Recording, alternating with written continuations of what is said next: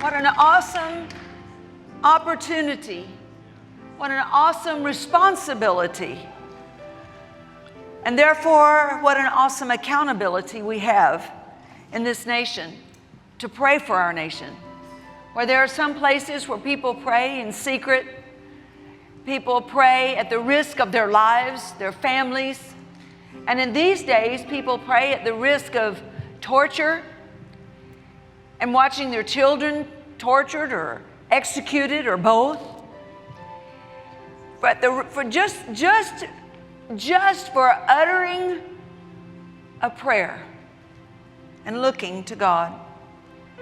So how much more in this nation, this great nation, that we should step up to the plate and stand before the throne of the Almighty and lift up this nation.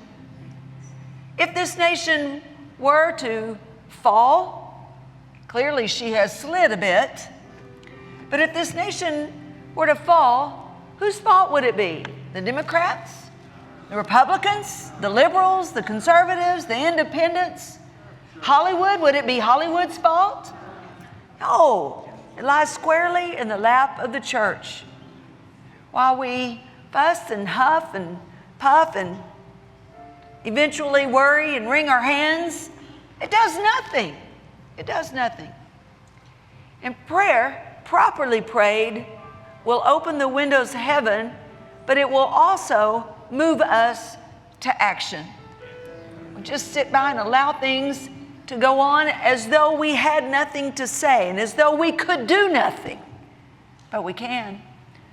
In fact, a group of people in the 1700s, 1773, 4, 5, and eventually 1776, it was through the Great Awakening and through the call of God and the move of God among the people that they awoke.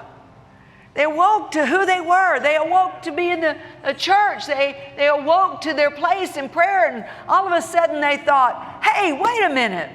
This nation was established for the service of God, and we have people coming in trying to stop us. And we're about to let the very people take over that we escaped from 100 years ago. And they took action.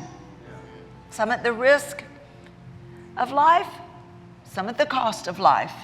Property, home, future, destiny.